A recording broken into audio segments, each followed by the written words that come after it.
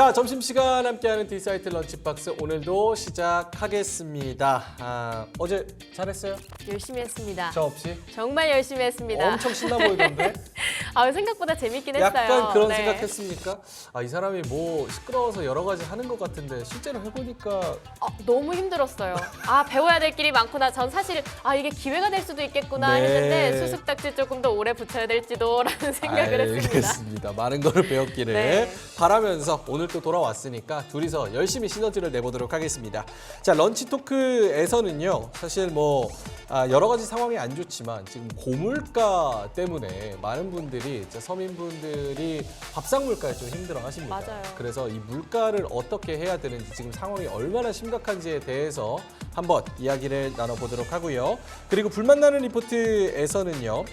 오늘 가장 각광을 받고 있는 게 조선주와 조선기자재, 한화엔진의 리포트를 좀 이야기를 해보도록 하겠고요. 초반에는 좋다가 지금은 이제 음전한 포스코 퓨처엠에 대한 리포트, 그리고 트럼프의 가장 큰 수혜주 중 하나죠. 방산 중에서 한화 시스템 리포트 이렇게 알차게 준비가 되어 있습니다. 기막힌 투자한께서는요. 조선 당연히 다뤄야 되고요. 원전 관련해서 원래 체코 원전 오늘 17일 날 나오는 건데 이게 26일로 미뤄졌다라는 그런 체코 언론의 보도도 있었습니다. 그래서 이 발표가 오늘 날지 혹은 미뤄졌을지에 대한 부분, 그리고 비만 치료제까지 한번 이야기를 나눠보도록 하겠습니다. 자, 그럼 오늘도 유쾌하고 알차게 구성되어 있는 딜사이트 런치박스 본격적으로 시작해보도록 하겠습니다.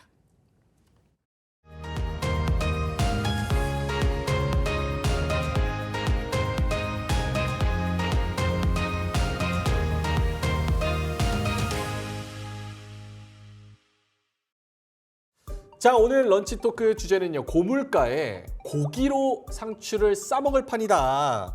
상추 가격이 한 달 새에 3배 이상 올랐다고 합니다. 그래서 고깃값보다 비싼 현상이 벌어지고 있다는 소식에 사실은 고기도 많이 오르고 뭐 채소값도 많이 오르고 그랬는데 이런 고물가 상황 어떻게 타파를 해야 되는지 두 분 한번 모시고 이야기 나눠보도록 하겠습니다. 돈쌤 정현두님, 그리고 KR 리서치 대표 김대준 대표님 나오셨습니다. 어서 오세요. 네, 안녕하십니까. 네. 두 분은 어떻게 고물가 시대를 좀 체감하시는지 일단 궁금합니다. 일단 외식해 보면 느끼죠. 네. 네, 일단 예전에는 이제 저희 집이 세 식구인데 네. 세 식구가 먹을 때 예전에는 뭐 5만 원에서 7만 원 정도면 뭐 나쁘지 않았다라고 하면 그 비슷한 느낌을 받으려면 이제 한 10만 원 정도는 나가야 되는 것 같아요. 많이 네. 올랐습니다. 뭐 드시길래 그냥 10만 원씩이나? 그냥 다 오르다 보니까 네. 피해갈 길이 없더라고요. 뭐 맞아요. 하나가 오르면은 메뉴를 바꾸면 되는데 이거 뭐 돌아다녀봐야 다 똑같이 올라서, 그리고 요즘은 또 이제 좀 저렴한 뷔페 같은 것들이 다시 인기를 끌고 있다고 하더라고요. 약간 한식 뷔페 같은 약간 예, 저렴한. 예전에는 조금 뷔페 중에서도 조금 저렴한 것들이 좀 한동안은 좀 안 좋았다가 인플레이션이 오면서 이제 거기서 이제 식사랑 커피까지 한꺼번에 해결할 수 있다 이렇게 돼가지고 특히 학생들이 엄청 많이 와가지고 제가 얼마 전에 갔는데 웨이팅이 어마어마하더라고요. 구슬 아이스크림 주는 데도 있어요. 구슬 아이스크림. 구슬 아이스크림을 네, 줍니까, 그거 먹으려고 뷔페에서? 가고 막. 이야. 네. 알겠습니다. 그럼 김대준 대표님은 어떻게 고물가 좀 체감하시는지? 뭐 직장인들이 물가를 체감하는 가장 큰 지표는 점심 가격이죠. 점심가. 다른 부분은 잘 모르겠습니다. 제가 장을 보는 것도 아니기 때문에. 네네.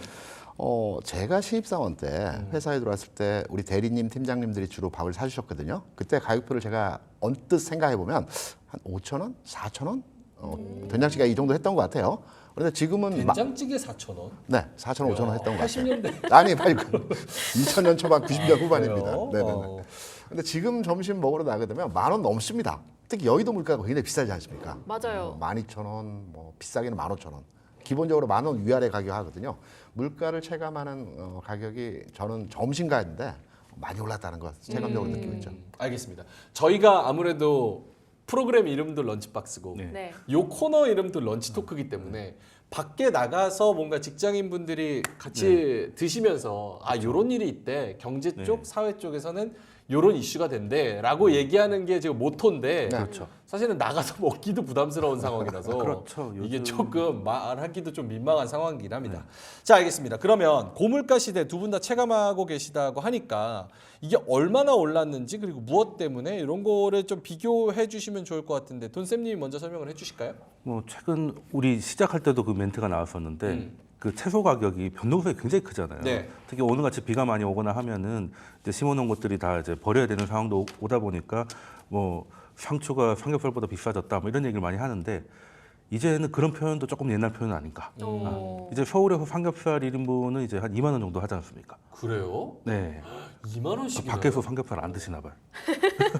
좋은 데 가시고. 저희 동네는 13,000원 막 이런데. 13,000원이. 아 근데 아닌가? 그런 건 있어요. 나중에- 고깃집 가면 상추 더 달라고 하기 이제 눈치 보여요. 아, 네, 약간 눈치 요즘은 보이는 이제 게 1,000원씩 있어요. 받는 곳도 많아졌습니다.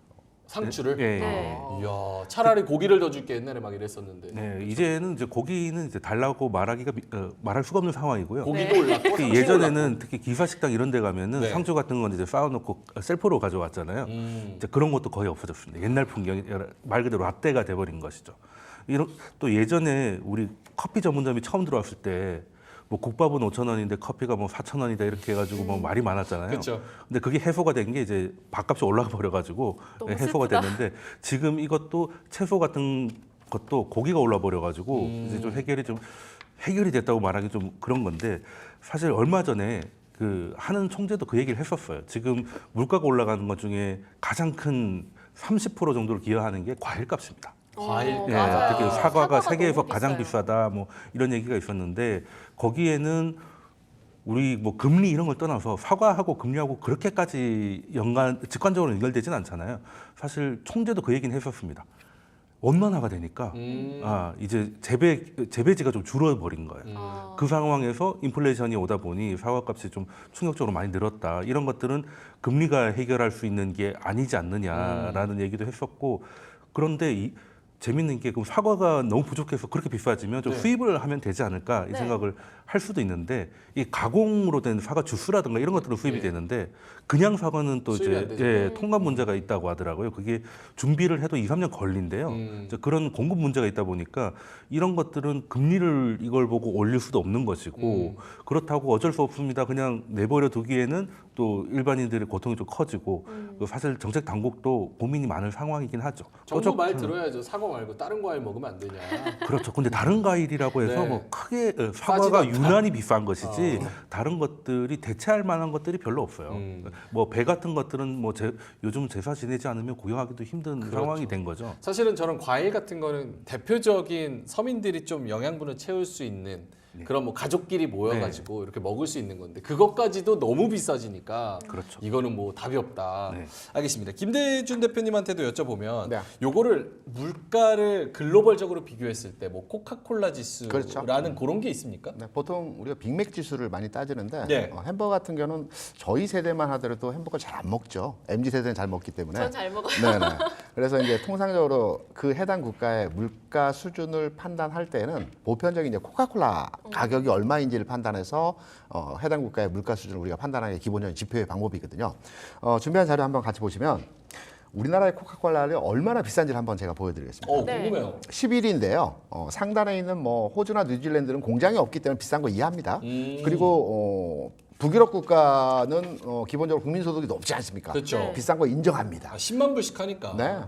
그런데 이제 스위스, 프랑스, 독일, 미국, 일본보다도 우리가 더 비싸거든요. 와. 굉장히 비싼 편입니다. 그래서 실제적으로 국내 물가 수준이 굉장히 높다라고 우리가 판단할 수 있는 이 코카콜라 가격을 보고 해석할 수 있고요. 그러면 여기서 우리가 해법까지 만들어 드려야 되지 오, 않겠습니까? 좋아요. 지금 코카콜라 가격, 물가 비싼 이유가 있습니다. 세 가지 정도가 있거든요. 첫 번째는 환율입니다. 환율. 환율도 제가 준비한 자료가 하나 있습니다. 같이 한번 보시죠. 네. 환율 그거 최근에 올라가고 있지 크게 환율하고 나하고는 별 관계 없어. 외국 여행 갈 때나 필요한데 내가 1년에 한 번 갈까 말까 해. 네. 라고 이렇게들 많이 생각하시죠. 근데 경제와 환율은 아주 밀착된 관계에서의 흐름을 보여주고 있어요. 지금 최근 20년의 환율이거든요. 네. 데이터가 이제 20년 동안 끊어져서 데이터가 나오기 때문에 IMF 상황에서의 환율은 나타나지 않고 있어요. IMF 때 2,000원까지 환율이 상승을 했죠. 그리고 2008년 금융위기 때 1,600원까지 올라갔었고요. 그리고 최근에 팬데믹 때 1,400원까지 환율이 급등하는 상황에서의 모습을 보여줬어요. 네. 그런데 최근 30년의 평균 환율이라는 게 있습니다. 일시적인 환율이 올라가긴 하지만 회귀하는 현상들을 보여주면서 원래의 자리로 내려오게 돼 있죠. 네. 통화라는 게 원래 그렇습니다. 평균 환율이 지난 30년 동안의 가격을 평균 환산을 해보게 되면 1,150원입니다. 1150원의 네. 환율일 때 국내 경기 상황이 가장 좋습니다. 물가 상황도 가장 안정적인 게 이제 1150원 상황인데 최근에서의 상황을 보게 되면 이제 우측 끝에 있는 부분의 환율 가격이 현재 가격입니다. 오늘 같은 경우 1,380원 수준에서의 움직임을 보여주고 있는데 환율이 가격이 내려가지 않고 있어요. 계속해서 1,380원, 70원 또는 1,400원 근처까지 올라간 상태에서 여기서 머물러 있거든요. 네. 시장 경제는 그리 나빠지지 않고 있습니다. 금리도 내린다고 하죠. 전체적으로 그 반도체 경기도 좋아지고 있고 국내 산업에 대한 전반의 흐름들도 지난해 대비해서 긍정적으로 흘러가고 있는 반면에 환율 상황에서의 흐름만큼은 최근에 1,380원 상단부에서 계속 머물러 있거든요. 환율이 올라가게 되면 국내 같은 경우는 원자재를 수입하죠. 그리고 네. 가공해서 완성품을 수출하는 우리는 이제 중개무역을 하는 나라입니다. 네. 그런데 원자재 수입 가격이 올라가기 때문에 수출 가격이 아무리 올라가도 여기에 대한 마진이 늘어날 수가 없습니다. 그래서 첫 번째 가장 큰 요인은 환율의 상승이고요. 그러면 되물으시겠죠. 그럼 환율이 언제 내려가느냐? 우리한테 달린 거 아니잖아요. 몇 가지 요인이 있습니다. 네. 첫 번째는 이제 그 주변국의 환율 상황이 아주 민감하게 움직이고 있어요. 엔화가 최근에 162엔 찍고 158엔까지 내려오긴 했지만 엔저 현상이 계속 가속화되고 있죠. 그리고 중국이 얼마 전에 그 성장률 발표를 했는데 4.7% 성장을 했어요. 보통 5% 이상 성장을 계속 했는데 네. 중국의 경기가 그렇게 좋지 않기 때문에 위안화가 지금 7.3위안 정도 선에서 계속 올라가는 추세에서의 흐름들이 나타나고 있어요. 그래서 주변국 상황에서의 흐름들이 우리 환율의 하락을 방해하고 있다는 측면이고요. 세 번째는 지난주 금통위 있었죠. 금통위에서 하는 총재가 몇 가지 메시지를 발표를 했어요. 근데 대부분 매파적 그 성향에서의 그 흐름들이었어요. 우리나라와 미국의 금리 차이에서 환율이 움직이거든요. 그러니까 미국은 금리 인하를 9월이다, 뭐 11월이다, 아마 조만간 한다라는 얘기들을 많이 하고 있죠. 근데 네. 국내 금리는 미국 금리를 보고 그 다음에 국내 경제 상황도 한번 체크해서 인하하겠다라고 네. 했기 때문에 우리 환율이 움직이지 않는 겁니다. 여기에 대한 이유는 이제 우리가 물은 중력 법칙에서 위에서 아래로 올리지 않습니까? 그렇죠. 돈은 반대입니다. 오. 수익률이 낮은 곳에서 수익률이 높은 곳으로 움직입니다. 거꾸로 가네요. 거꾸로요. 그래서 금리가 낮은 곳에서 높은 곳으로 돈을 움직이기 때문에 국내에 있는 낮은 금리를 피해서 미국의 높은 금리로 이전하게 돼 있죠. 그래서 환율이 올라가는 겁니다. 이 여기다 해법 결정적인 이제 환율의 변화가 언제 나타날 것이냐. 요 아주 중요한 부분은 네. 우리 방송을 시청하시면 제가 말미에 어. 이 흐름에 대한 내용들 기다려야겠는데요. 체크해서 이 시점에서는 환율의 변화가 있을 것이기 때문에 전체 물가도 내려갈 것이고 물가 내려가면 주시장도 좋아질 거라는 측면도 우리가 해석이 가능하죠. 오케이. 말미에 설명을 드리겠습니다. 핵심은 마지막에 알겠습니다. 그 환율 때문에도 그렇고 우리나라가 또 수출도 많이 하지만 수입도 많이 하는 국가고 또 유가에도 영향을 굉장히 많이 받는 저 국가고. 환율에 대해서 저도 이제 좀 말씀을 드리려면 네. 이제 디테일을 말씀을 주셨는데 저는 근본은 미국의 체질 변화거든요. 일단 미국이 최근 몇 년 동안 가장 크게 변화한 게 어떤 거냐면 원유 수입국에서 수출국으로 바뀐 거거든요. 예전에는 이 환율이라는 게 결국에는 미국에 있는 달러가 미국 밖으로 얼마나 나가느냐의 문제인 거거든요. 네. 달러가 많아지면 아무래도 이제 환율이 우리 기준으로 내려가는 거니까요. 그런데 예전에는 미국이 에너지를 수입하기 위해서 미국 밖으로 달러를 많이 공급을 했단 말입니다. 뭐 산유국이나 이런 곳을 통해서. 근데 지금은 미국 자체가 산유국이 돼버렸기 때문에 예전에는 나가던 달러가 다시 들어오고 있죠. 들어오고 있고 그리고 미국이 리쇼어링 같은 것 때문에 투자가 다시금 투자는 예전에 신흥국이 하는 거였잖아요. 뭐 인도나 중국이나 이런 데 하는 투자가 이제 미국 쪽으로 가고 있어요. 그래서 이제 에너지 무역이라든지 아니면 외국인 직접 투자가 다 미국을 향하고 있기 때문에 네. 달러가 미국으로 돌아가고 있어요. 그러면 미국 외 밖에서는 당연히 달러가 귀해지는 것이고 우리 네. 기준에서는 환율이 높아지는 것이죠. 원래 예전 이런 변화가 없었다면 지금 1,400원에 가까운 환율이라는 거는 우리한테 굉장한 위기여야 되는데 그렇죠. 그나마 잘 적응하고 있는 것은 그냥 이것이 새로운 뉴 노멀이 된 것이고 그러니까 우리나라만 약세가 아니고 전 네, 세계적인 전반적으로 그런 통화가 것이죠. 다 예, 약세니까 전반적으로. 버틸 수 있는 거죠. 가장 중요한 건 유로 달러라고 해서 유로권 안에서 이제 달러 움직임인데 그 자체도 이제 달러가 훨씬 강해지는 상황이거든요. 그럴 수밖에 없고 그리고 이제 금리 얘기 잠깐 금리 차 얘기를 좀 해주셨는데 사실 우리가 3.5%고 미국이 5.5%잖아요. 그럼 직관적으로 보면 미국이 더 잘 사는 나라고 안전하니까 5.5로 갈 것 같다라고 생각을 하는데 그거는 이제 그냥 일반인들의 견해라고 봐야 되는 거고요. 한국이 3.5%하고 미국이 5.5%는 성격 자체가 다릅니다. 유로존하고의 비교는 뭐 같은 선진국 안에서는 금리차로 움직이지만 우리가 지금 베트남 기준금리가 우리보다 훨씬 높거든요. 그렇다고 해서 우리나라의 자금들이 다 베트남으로 가진 않거든요. 그리고 신흥국 중에서는 우리보다 금리가 높은 나라가 대부분입니다. 그런데도 신흥국 쪽으로 가지 않아요. 그거는 신흥국이라는 나라는 금리를 보는 게 아니라 성장률을 보고 들어가는 거거든요. 그래서 오히려 그래서 금리를 낮춰서 경기가 부양될 것 같으면 외국인 자금이 오히려 들어오는 게 금융시장의 형태라는 걸 좀 알고 가셨으면 좋겠다 이렇게 말씀드리겠습니다. 고물가 또 고금리 네. 고환율 시대 때 우리가 어떤 것들을 좀 짚어봐야 할지 잘 말씀 주신 것 같은데요. 네. 제가 아무래도 물가가 계속 올라가다 보니까 사실 점심시간 때 뭘 사 먹기가 무서워요. 그래서 주로 편의점 음식이나 뭐 아이고, 말씀 주셨던 짜내라. 햄버거 막 이런 거를 많이 먹는데 편의점 음식 네. 먹는 거 한 번도 못 봤는데 방송 잘하시네요. 김밥 같은 거 요즘 김밥 잘 나오거든요, 같은 거. 편의점에서. 네네. 그래서 저는 이런 식으로 요즘 점심을 때우고 있는데 또 시장에서는 어떤 소비 트렌드가 이제 생겨나고 있는지도 궁금한데요. 요즘 보면 불과 1, 2년 전만 하더라도 한참 유행했던 단어가 오마카세라고 있습니다.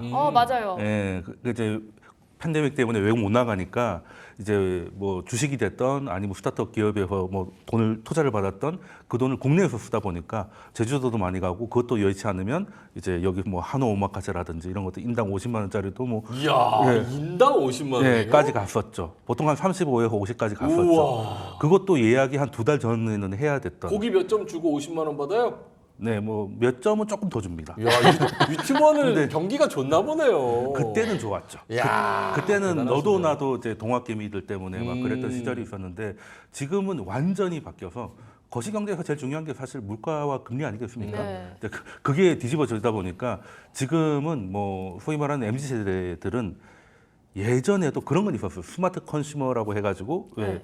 뭐 마케팅 이런 거 할 때 쿠폰 같은 거 잘해서 치킨을 좀 아껴야죠. 저렴하게 네. 주문한다든지 이런 정도는 있었는데 그게 아예 본격화돼서 절약방 뭐 혹은 요즘 뭐 거지방이라고 해가지고 거지방. 짠테크. 예, 쉽게 말해서 이제 좀 돈을 아끼는 거를 네. 그 하나의 문화로 만든 거죠. 그 예를 들어서 오늘 같이 비가 올 때 예, 거기다가 돈을 쓰면 다 올리게 돼 있거든요. 네. 그 생수를 700원 주고 샀어요라고 하면 예, 오늘 같이 비 오는데 왜 생수를 사냐? 하늘에서 물이 내려오는데 혼난대요, 막 아이 쓰면. 산성빈데 무슨 말씀하세요? 아니 그 힘드니까요. 이제 절약을 해야 되니까. 물 받아서 이렇게. 예, 그리고 오. 뭐 자본주의가 나한테 너무 고통을 줘서 불라불라 1,200원 하면 아이스크림을 사 먹었구나. 뭐 이런 거거든요.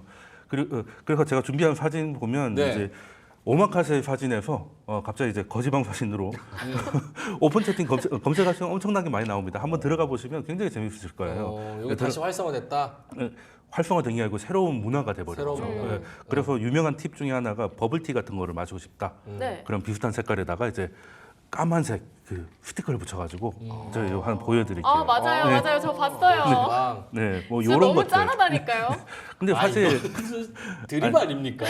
근데 이게 절약이 사실 힘들잖아요. 그렇죠. 네. 그러니까 그거를 좀 더 재밌게 해가지고 이제 돈을 어떻게 아끼는지 이런 것들 가장 좋은 현실적인 팁은 어떤 거냐면 요즘 다 카드를 쓰니까 돈 네. 쓰는데 개념이 없잖아요. 맞아요. 예를 들어서 내가 한 달에 용돈을 한 15만 원 쓴다. 네. 대학생이다. 그러면은 하루에 5천 원 정도 되는 거잖아요. 그 달력에다 5천짜리 다 붙여놓는 거예요. 그래서 네. 이제 가지고 나가는 거예요. 하루에 5천 원씩 가져나가는 거예요. 이야. 그러면 하루에 써야 될 것들 넘을 수가 없잖아요. 그 카드 안 쓰고. 이제 그런 방법들을 서로 공유하고 이렇게 하면서 지금 확실히 젊은 친구들이 이런 쪽으로는 예전에는 그냥 짠하다, 공상 맞다 할 수 있는 것들도 네. 굉장히 재밌게 이렇게 하나의 문화로 가져간다는 거죠. 진짜 이게 웃프다라는 예시가 아닐까 싶어요. 물가가 많이 올라서 젊은 그만큼 층의 힘들죠. 특히 이제 젊은 친구들은 취업을 할 때 대부분 스타트업을 많이 하는데 네네. 요즘 금리가 높다 보니까 스타트업 투자를 잘 못 맞아요. 받아요. 지금 그래- 있는데도 지금 죽상이에요. 그렇죠. 그렇죠. 이미 취업한 친구들도 이제 사실 그 나이 때 고용 걱정을 해야 되고 못 들어간 친구들은 이제 굉장히 힘들다 보니까 이 금리하고 굉장히 연관돼 있어요. 사실 뭐 대출도 안 하는 젊은 친구들이 뭐라고 금리하고 뭔 상관일까 생각을 하는데 주로 그 친구들이 IT나 스타트업에서 그렇죠. 많이 종사한다는 걸 경제가 생각하면은 위축되니까 그렇죠. 가처분 소득 자체가 줄어드는 그렇죠. 거죠. 예전엔 투자를 받아서라도 기업이 적자라도 뭐 크게 상관이 없었는데 이제는 쉽지 않은 거죠. 근데 방금 젊은 층 예. 선생님, 방금 전에 그 무슨 방에 이제 블랙티에 펄을 이제 스티커로 붙여가지고 네. 사면 자료화면 나왔지 않습니까? 재미로 그런 거죠. 아, 그쵸. 네, 뭐- 어찌 보면 아, 재미죠. 재미로 그런 거 네. 실제 너무 애잔합니다. 마음 아파. 아니 근데 스티커를 재미는 밖에다 그랬는데. 붙이는 거지 스티커를 먹지는 않아요. 아, 그렇죠. 먹지는 않고 그러니까 그냥 멀리서 보면 버블티 같다. 하는 재미로는 그러는데 네, 네. 실제로 진짜 가처분 소득이 없어서 네. 그거를 이제 웃음으로 승화시키다 보니까 그렇죠. 이런 버블티가 거의 드립들이 5,000원 나오는 정도 거죠. 하니까 그 요즘 10,000원 이하로 밥 먹을 수 있는 데가 사실 편의점밖에 그렇죠. 없거든요. 네. 예. 알겠습니다. 젊은 층의 소비도 이렇지만 김대중 대표님한테 여쭤보면 네. 사실은 백화점, 마트 이런 데는 이제 좀 주부들이나 그렇죠. 혹은 뭐 돈이 있는 분들이나 그렇죠. 이런 사람들이 가는 건데 그쪽의 소비도 좀 줄어들고 어우, 있다면서요. 굉장히 줄었습니다. 우리가 이제 최근에 시장에서 주가 잘 움직였던 섹터를 보게 되면 가치주 섹터라고 해서 네. 뭐 식음료 포함해서 뭐 방산도 있고요, 전력기기도 있고 뭐 등등등 이런 그 금리가 상승했다가 금리가 하락으로 전환되는 과도기 국면에서 이 가치주들이 움직이는데 이런 섹터들이 이제 주가 움직이는 과정에서 가치주에 포함된 업종이 보통 우리가 유통주들도 가치주 섹터에 포함된 업종이라고 보고 있거든요. 네. 유통주라고 하면 백화점주가 대표적인 주식의 흐름이죠. 그런데 최근에 백화점 관련주들의 주가 상황을 보게 되면 신저가입니다. 그래서 최근 현대 백화점 이제 일봉상의 주가 흐름을 이제 롱텀하게 제가 길게 한번 차트로서 한번 만들어 왔습니다. 점점 내려가네요. 지금 47,000원인데요. 네. 과거에 백화점주 하면은 고가주였어요. 신세계 같은 경우에도 한 3, 40만 원. 와. 현대백화점도 한 10만 원 이상 기본적으로 주가 움직임의 상황이었거든요. 네. 지금 주가는 뭐 5만 원 이하로 내려갔고 신세계도 한 15만 원 정도 합니다. 그런데 제가 기본적으로 이제 아까 짠테크, 네. 뭐 짠물, 뭐 소비를 줄인다, 막 이런 얘기들을 많이 드렸는데 저는 개인적으로 이제 투자의 관점으로 시장을 접근해 보게 되면 네. 백화점 관련주들의 실적치가 그렇게 나쁘냐?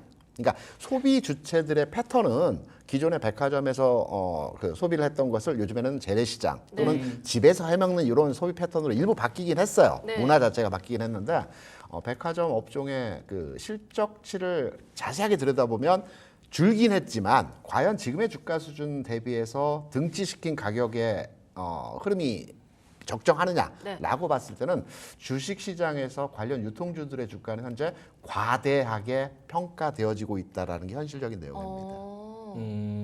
고평가받고 저평가돼 있다는 있다고 거는 말씀 저도 저평가. 저평가되고 네. 있다. 공감을 하는데 사실 저평가는 이유가 있다고 생각을 그렇죠. 합니다.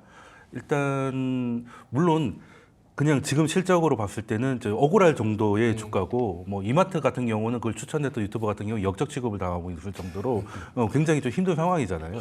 너나 사라 이런 네, 얘기도 그런 많아요. 거죠. 예. 네. 그 샀는지 빨리 증명하지 않으면 용서하지 않겠다 뭐 이런 분위기인데 그럴 수밖에 없는 게 지금 상가나 이런 것들 보면 네. 주요 상가를 가도 임대가 너무 많습니다. 예, 돈을 쓰지 않아요. 돈을 쓰지 않고 특히 최근에 한때 유행했던 게 이제 MZ 세대들이 골프를 친다라고 해가지고 골프웨어들이 엄청나게 많이 팔렸다가 갑자기 유행이 끝났어요.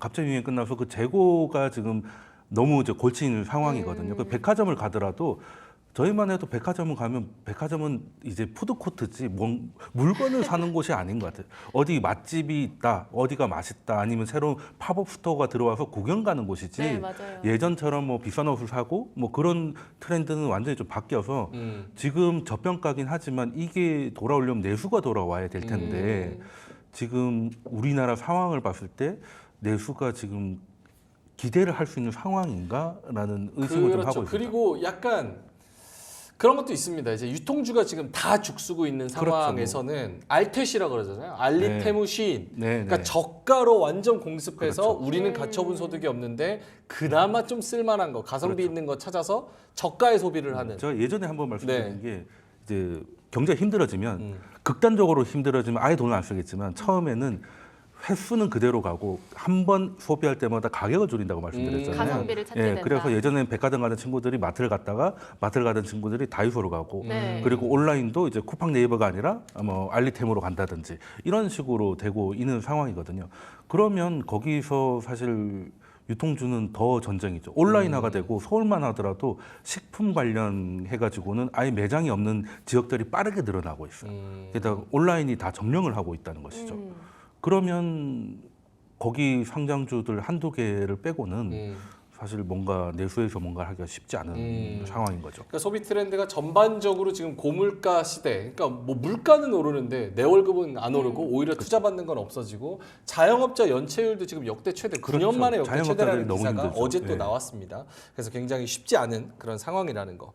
근데 또 어찌 보면 제가 편의점을 많이 가기도 하고 또 밀키트를 많이 사용하고 있거든요, 네. 요즘. 이런 것들을 보면 또 다른 곳에서는 반사이익을 얻는 것도 있을 것 네, 같은데요. 물론 뭐 제일 먼저 생각하는 게 편의점일 수도 있는데요. 네. 쉽게 말씀드리면 편의점에서 한 시간에 8만 원 이상 매출이 안 나오면 알바를 쓰면 안 돼요. 예, 이제 한 10,000원 정도 하잖아요. 그 주유수당까지 치면 12,000원 정도까지도 봐야 될 텐데 네.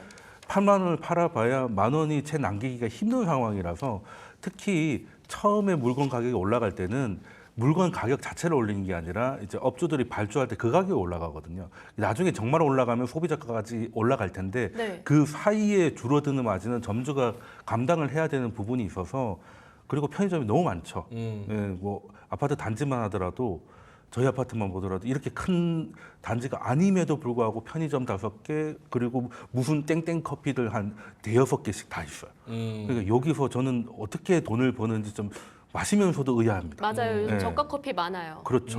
1,500원씩 이렇게 팔아가지고 어떻게 될까? 이런 생각도 한 번씩 들어요. 근데 편의점 관련주도 네.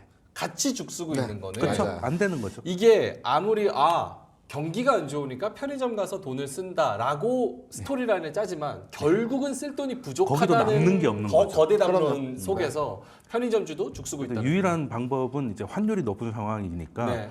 이제 식품 K푸드, 즉 K밥 해외로 수출하는 거는 환율이 높으면 그게 매출로 잡히니까. 네. 아니, 너무 잘 말씀을 해주신 네. 게 김대준 대표님한테 말씀을 드리면 좀 이제 우리- 반사이익을 얻는 거네. 네.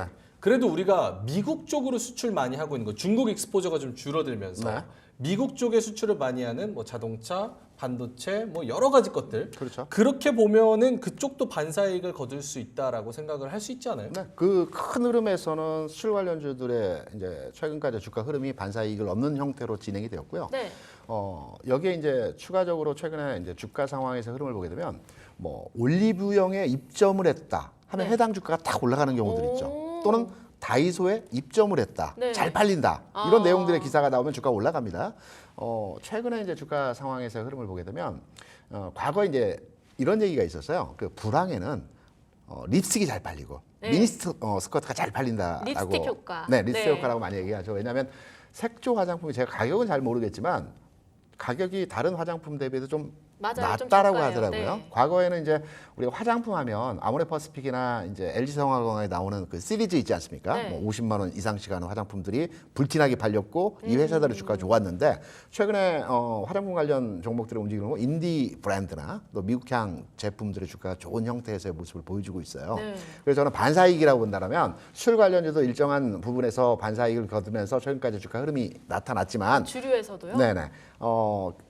그 다이소나 네. 흔히 말해서 올리브영이나 어. 여기에 물건을 납품하는 회사들 내에서도 주가 흐름에서의 긍정적인 모습들이 나타난 종목들이 있다. 특히 제가 최근에 이제 기사를 검색해 보았는데 원익이라는 회사가 있습니다. 원익 대표적으로 원익하면 우리가 이제 알기로는 뭐 반도체, 그렇죠. 디스플레이, 원익 IPS, 네네, QNC. 네, 관련주라고 생각을 하거든요. 그런데 원익의 자회사, 이제 비상장 자회사 중에서 화장품 관련해서 생산하는 회사가 있거든요. 여기에 이제 그 선크림 네. 비싸지 않지 않습니까? 네. 이게 다이소에 입점하면서 불티나게 팔렸다라고 해서 아. 주가 흐름에서의 오름이 지난 5월에 크게 한번 올랐고요. 최근 조정받긴 했지만 이러한 부분에서의 반사 이익들이 나타나는 종목들의 흐름들이 진행이 되고 있다. 그래서 전체적으로 물가는 올라가는데 상대적으로 또 저렴한 구간에서의 매장을 통해서 매출이 증대되는 효과를 보는 종목들은 또 관심을 가져야 될 필요가 있다라고 생각합니다. 근데 저도 SNS에서 다이소 화장품 추천하는 영상들을 엄청 많이 봤어요. 다이소 화장품. 네.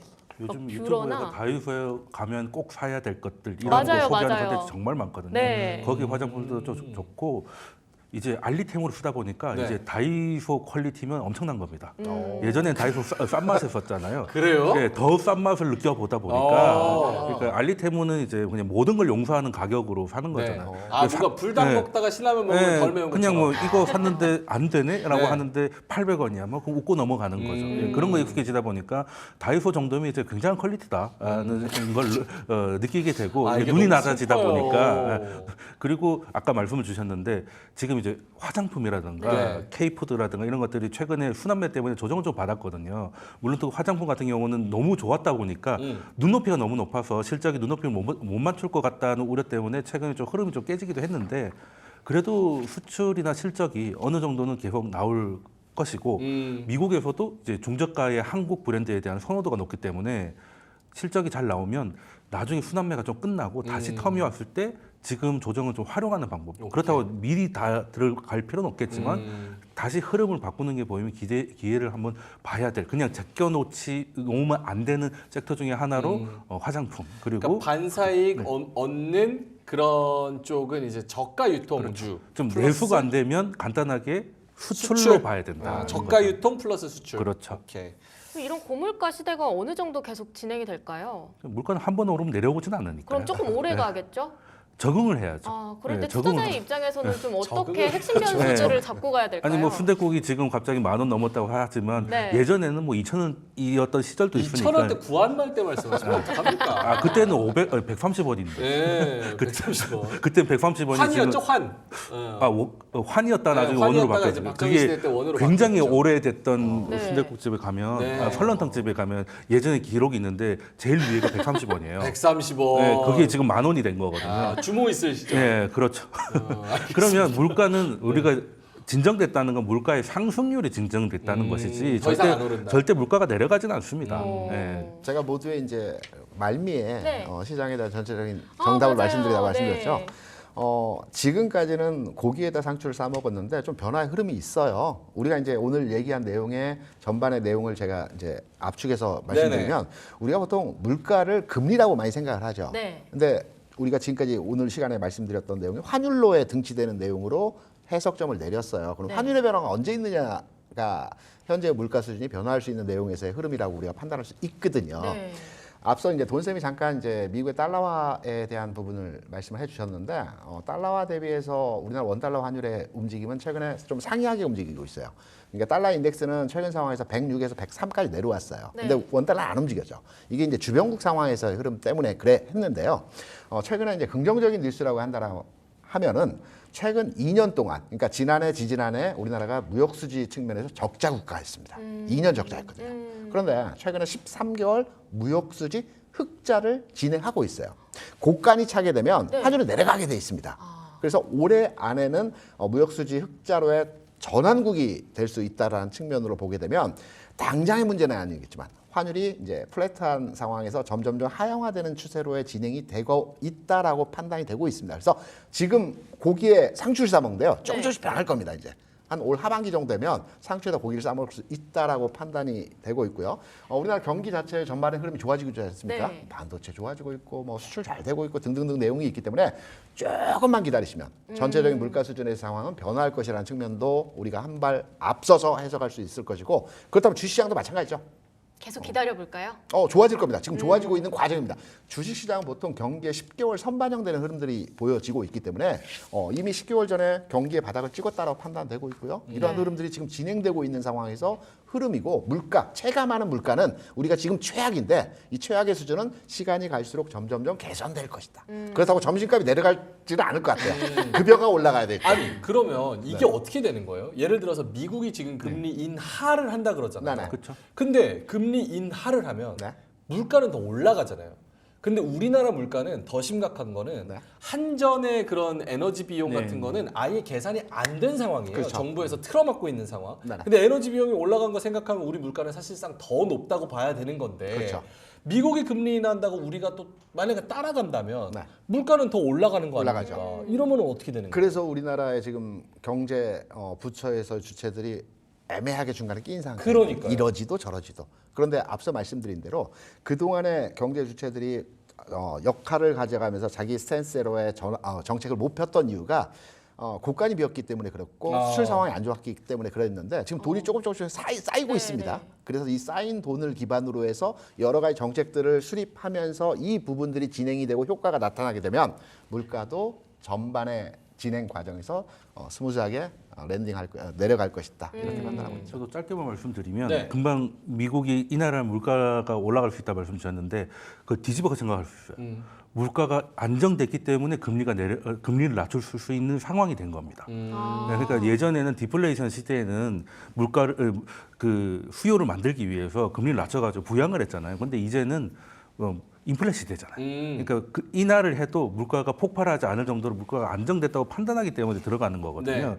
그렇게 되면 옛날 방식으로 인하한다고 다 물가가 다시 올라갈 거라고 보기에는 조금 나이브한 생각이지 않을까 하는 저는 의문을 좀 갖고 있습니다. 그러면 두 분 말씀을 종합해 보자면 하반기로 갈수록 더욱더 좋아질 것이다라고 결론을 내야 되는 건가요? 일단 미국이 언제 할지 눈치 싸움을 많이 했잖아요. 근데 9월이 거의 100%가 됐잖아요. 9월이 시작이 되고 그다음부터는 이제 속도의 문제겠지만 미국이 인하에 들어가면 우리는 아마 8월에도 가능합니다. 9월이 100%면 8월에 가능합니다. 선제적으로? 예, 그렇죠. 우리 올릴 때도 선제적으로 올렸거든요. 그럼 크리스마스쯤 되면은 우리 수습 김밥 천국에서 김간의 정도까지는 먹을 수 있는 거예요?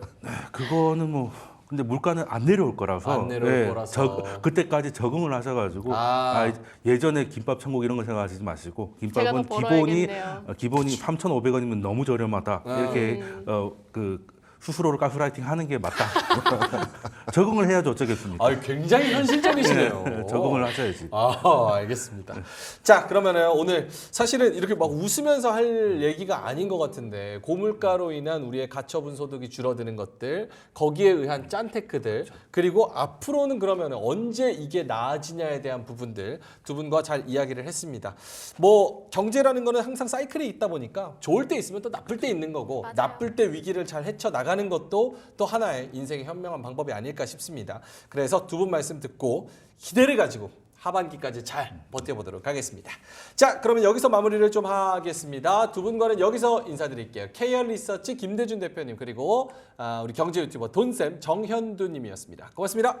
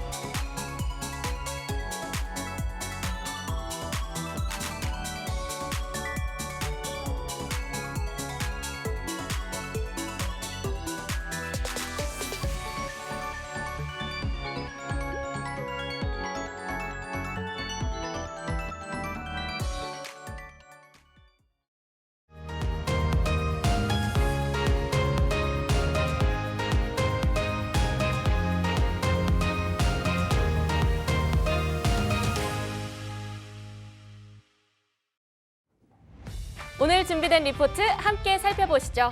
한국투자증권에서 나온 한화엔진 이야기, 어닝 서프라이즈를 기대해 볼 만하다고 하는데 어떤 소식일지 잠시 후 확인해 보도록 하겠습니다. 신영증권에서 나온 포스코 퓨처엠 소식, 가을투자증권에서 정리한 하나 시스템 이슈까지 함께 보시죠. 조선, 2차 전지, 방산까지 어제 방송에서 다뤘던 모든 업종이 다 나오는 것 같은데요. 오늘 리포트 살펴보면서 더 자세히 다뤄보는 시간 가져보겠습니다.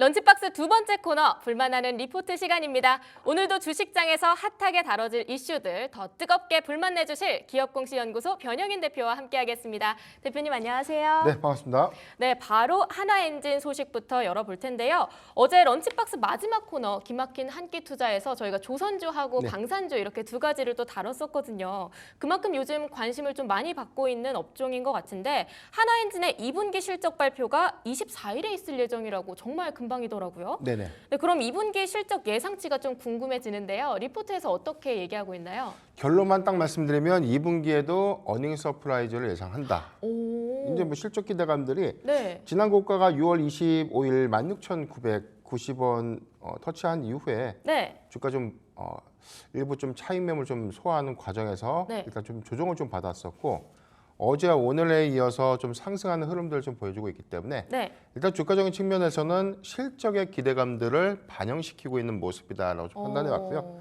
가장 중요한 부분이 이제 어떤 부분이 좀 좋아졌는가 이제 이 부분이 좀 핵심일 텐데 맞아요. 여기서는 전년 동기 대비 매출액이 한 52%, 영업이익은 440%가 증가될 수 있다. 그러니까 네. 굉장히 좀 장사를 잘했다라는 것이죠. 그런데 우리가 종합적으로 보면 이 회사 사업 구조를 살펴봐야 될 것 같아요. 이 회사는 이 대형 선박용 엔진을 공급하고 있는데 네.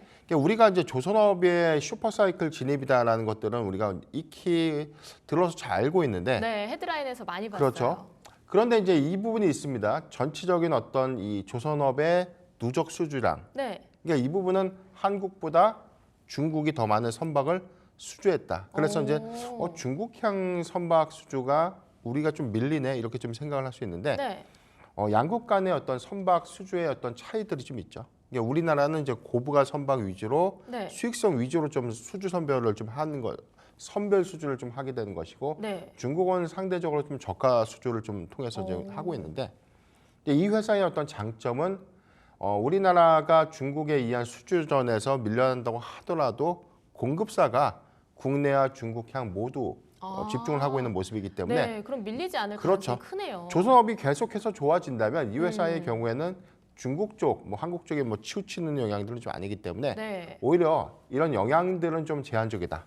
그래서 이번 인도량을 좀 살펴보면 전체 32대를 인도했다라고 좀 추정하고 있고요. 네. 여기 더해서는 뭐 삼성중공업 7대, 하나오션이 뭐 8대 해서 전체 15대를 국내 인도를 했고 네. 나머지 17대를 중국에 좀 인도했다. 그래서 이제 중국 시장도 계속해서 커지면 커질수록 오히려 대형 선박용 엔진의 공급들 그리고 여기에 부과되는 조선 기자재 매출 부분들이 더 크게 좀 반영될 수 있다라고 좀 판단되고 있는 상황입니다. 네, 그런데 보니까 목표 주가를 25%나 올려줬어요. 그만큼 지속적인 우상향이 계속 기대되는 종목인 것 같은데 또 걱정인 부분이 본격적인 투자를 하겠다라고 한다면 리스크 네네. 요인을 또 반드시 살펴보고 가야 되잖아요.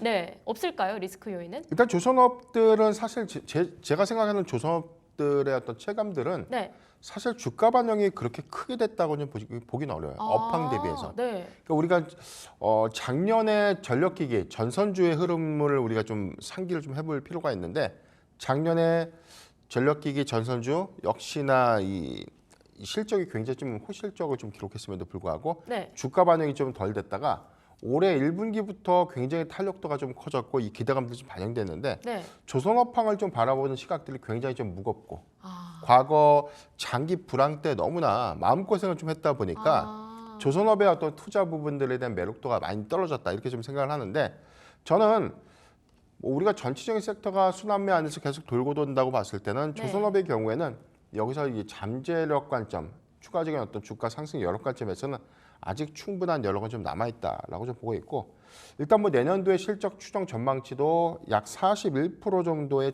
실적의 어떤 상향 이런 네. 부분들에 대한 어떤 내용들을 지금 리포트는 좀 얘기를 하고 있기 때문에 네. 내년도의 목표 주가 부분을 뭐 한 25% 정도로 좀 상향됐던 부분들 내년의 실적 추정치를 어느 정도 좀 감안을 했다라는 이런 부분들을 주가에 좀 반영시키게 된다면 오히려 목표 주가를 좀 더 상향해야 된다라고 좀 보고 있고 현재 주가가 15,640원이고 목표 주가가 2만 원이기 때문에 네.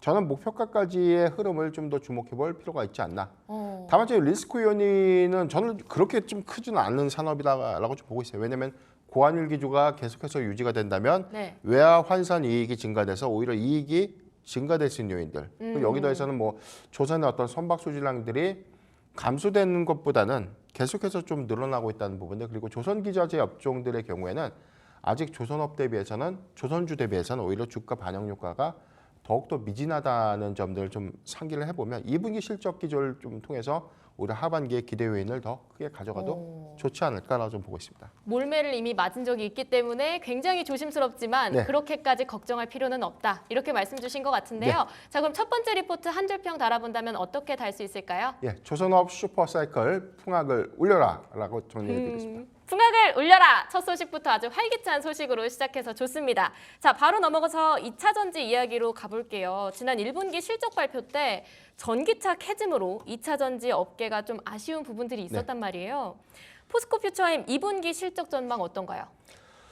우선 이 리포트의 경우에는 네. 지금 2분기까지는 부진하다. 그런데 이게 좀 약간 리포트의 해석 관점과 제가 해석하는 관점이 네. 좀 달라요. 이게 뭐에 대한 차이가 좀 있었냐면 저는 이제 5월과 6월의 수출 데이터. 네. 그러니까 5월에 양극재 출하량과 6월의 양극재 출하량은 감소됐습니다. 그러니까 네. 우리가 전체 양극재 이 총량은 감소됐는데 수출액은 늘었다. 이건 뭘 의미하는지 아세요? 뭘 의미하는 걸까요? 총량은 감소했는데 수출액은 늘었다. 판가가 그러면 높아졌겠네요. 그렇죠. 네. 그래서 이제 5월 달의 경우에는 14개월 만에 양극재 판가가 상승을 했고 이 기조가 6월까지는 이어졌다라고 좀 보고 있는데 여기서는 약간 보수적으로 좀 반영을 시킨 것 같습니다. 그러니까 저는 제가 보는 어떤 시그널들은 5월과 6월 기점에서 전체적인 어떤 출하량들은 좀 감소됐지만 네. 지금 가장 크게 이 양극 소재사들의 문제로 좀 작용했던 부분이 과연 양극재 판가가 올라갈 것인가, 바닥을 찍고 다시금 올라갈 수 있을까, 이제 이 부분이 더 중요한 포인트였다라는 것들을 우리가 좀 기억을 해볼 필요가 있지 않나라고 좀 보고 있습니다. 최근에 2분기 실적에 대한 어떤 기대치들은 영업이익이 시장의 기대치 대비해서는 41%를 하회할 것이다라는 전망들이 나오고 있고요. 네. 전 분기죠. 지난 1분기 대비해서 매출액은 15% 그리고 영업이익은 70%가 감소될 것이다. 그러니까 2분기에 전체적인 배터리 출하량들이 줄었어요. 근데 북미향 비중은 높아졌지만 유럽향 비중은 더 낮아졌다는 이런 점들을 우리가 좀 상기를 해본다면 네. 북미에 공급하고 있는 양극 소재사들의 기업들의 경우에는 이익 훼손도가 조금 더 심하진 않는데 유럽향 비중이 큰 이 양극 소재사들의 경우에는 오히려 이익 훼손이 조금 더 심화될 수 있는 요인이 있다라고 좀 볼 수 있기 때문에 네. 이런 기조를 좀 잘 참고를 해야 될 것 같고요. 포스코 퓨처엠의 경우에는 북미향 비중이 더 높습니다. 그렇기 때문에 양극 소재사 3사 중에서 네. 그래도 포스코 퓨처엠에 대한 실적 기대치들이 조금은 더 높은 상황이었는데 여기도 해서는 전체적인 양극재, 그러니까 우리가 이 NCM 이 배터리에 들어가고 있는 일반 양극재의 경우에는 오히려 이 출하량들이 좀 더 감소됐지만 우리가 단결정 양극재라고 불리고 있는 네. M86의 비중이 전체적으로는 한 7% 정도가 증가됐다라고 좀 리포트는 얘기를 해주고 있거든요. 단결정 양극재가 뭐냐면 이 회사가 지금 지난 1분기부터 2분기에 공급량들을 좀 늘리고 있는데 네. 기존 양극재 대비해서 굉장히 생산 공정이 까다로워요. 아, 까다롭군요. 그렇다 보니까 네. 수율이 좀 더 안 좋기 때문에 아. 많은 양의 공급에 대한 어려운 어떤 부분들 좀 있지만 이 부분이 2분기에 굉장히 좀 수율 개선을 통해서 하반기에 이 공급량들이 좀 더 증가될 수 있는 기대감들. 오히려 지금 공급 단가가 좀 비싸다는 어떤 장점이 좀 있고요. 여기에 이 배터리에 좀 더 탑재를 하게 되면 화재 위험성이 낮아지고 네. 에너지 밀도가 높아지니까 역시나 주행 거리가 더 길어지고 차의 이 배터리 어떤 수명도 굉장히 좀 늘어나는 그런 효과들을 가져올 수 있기 때문에 지금 M86 단결정 양극재 공급량들 이 부분이 포스코 퓨처엠이 더 선두에 있다라고 좀 보시면 되겠습니다. 그러면 그냥 막 불안한 마음으로 기다리기보다는 조금 더 긍정적인 마음을 가지고 여유를 가지고 기다려봐도 될 만한 소식들을 정리를 해주신 것 같은데요. 무엇보다도 반등 기회, 그 점이 어디일지 그게 제일 궁금해지기도 하는데 반등 기회가 있다고 한다면 언제쯤으로 보시나요? 네, 우선 리포트의 경우에는 지금 2분기를 바닥으로 해서 3분기부터 그 출하량이 증가될 수 있다라고 좀 표기를 하고 있어요. 그래서 네.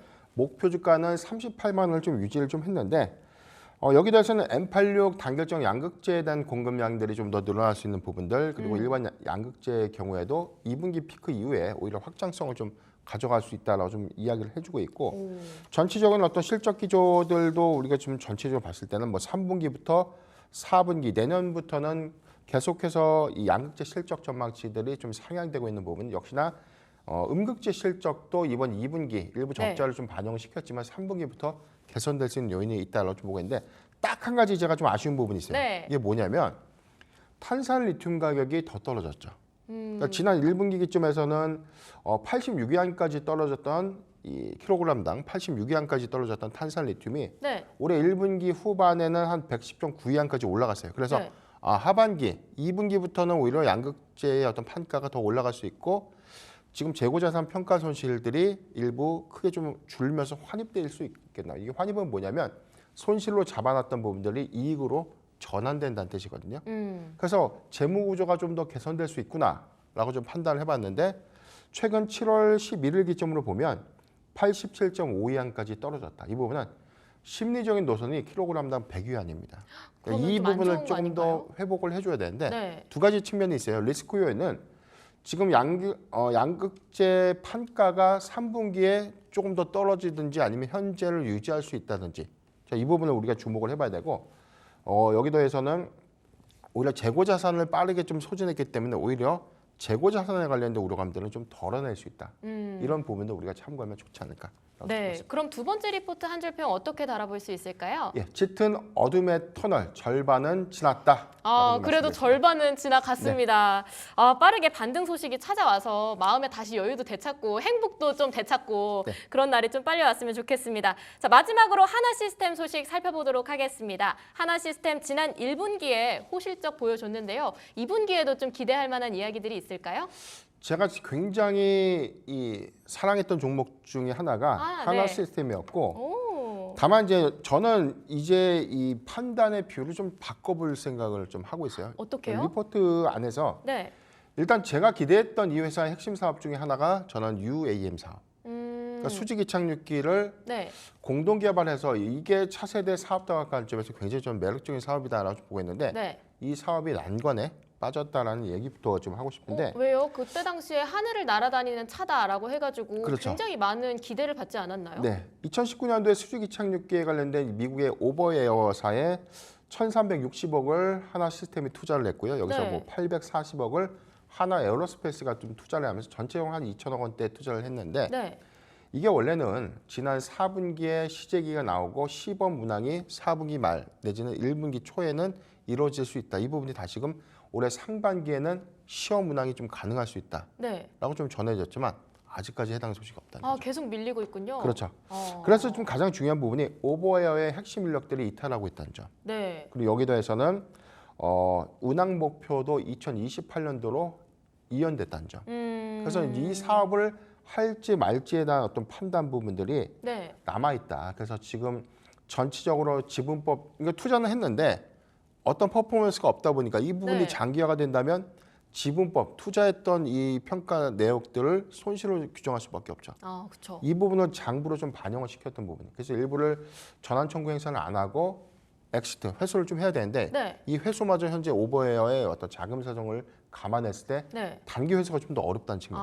묶여 있군요. 그렇죠. 이런 부분들을 우리가 좀 종합적으로 보면 방산산업 좋고 여기 관련된 부가사업 다 좋은데 차세대 사업이 봉착이 빠졌다는 거. 그리고 여기 관련된 피투자 금액들이 일부 손실 반영으로 좀 이루어진다면 단기적인 재무 손실은 좀 불가피하다. 그렇기 때문에 이런 리스크 요인이 현재 주가에는 덜 반영된 측면이 있지 않나라고 좀 보고 있습니다. 되게 기대 많이 해가지고 많은 자산 딱 투자해서 많이 기다리고 있으셨을 텐데 좀 속상하신 분들 많을 것 같습니다. 이거 외에 좀 기대되는 다른 모멘텀들은 없을까요?